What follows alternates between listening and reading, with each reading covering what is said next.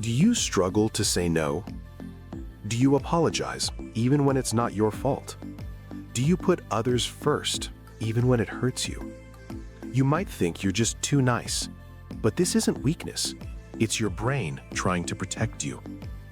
In this video, we explain the psychology and neuroscience behind people-pleasing in simple, clear language. People-pleasing is a survival pattern. Your brain is designed for survival. And for the brain, survival doesn't just mean physical safety. It also means social safety. In early human history, being rejected by the group meant danger, so the brain evolved to fear rejection. People-pleasing is often the brain's way of saying, if everyone is happy with me, I am safe. Childhood conditioning. Many people-pleasing patterns begin in childhood. If you grew up in an environment where love felt conditional, conflict felt scary, anger led to punishment, you had to be the good one. Your brain learns something powerful. I must keep others happy to stay safe. That belief stays in the nervous system. The amygdala detects threat. For some people, conflict feels like danger. Even small disagreements can activate stress.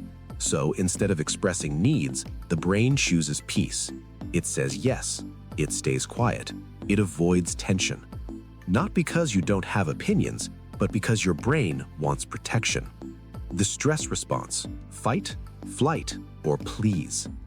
You've heard of fight or flight, but there's another response: fawn.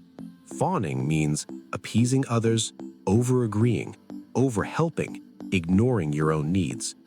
It reduces immediate tension, but long-term, it creates emotional exhaustion. The prefrontal cortex and overthinking. The prefrontal cortex helps you think and plan. In people-pleasers, it often becomes overactive. You replay conversations. You worry about how you sounded. You analyze facial expressions. This constant monitoring drains mental energy. Why it feels so hard to say no. Saying no can trigger guilt, anxiety, fear of rejection, fear of being seen as selfish. Your nervous system reacts as if something bad will happen, even if logically you know it won't. That's because the pattern is emotional, not rational. The hidden cost of people-pleasing. Over time, chronic people-pleasing can lead to burnout, resentment, low self-worth, identity confusion, emotional numbness. You become so focused on others that you lose connection with yourself. Healthy kindness versus people-pleasing. Kindness is a choice. People-pleasing is fear-driven. Kindness says, I want to help. People-pleasing says, I must help or I'll lose love. One is healthy, the other is survival mode. Rewiring the people-pleasing brain. Change doesn't happen overnight. The brain needs proof that it's safe. Start small.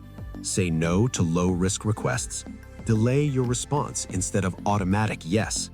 Notice guilt without obeying it. Practice expressing small preferences. Each time you survive saying no, your brain learns, I can be safe and honest.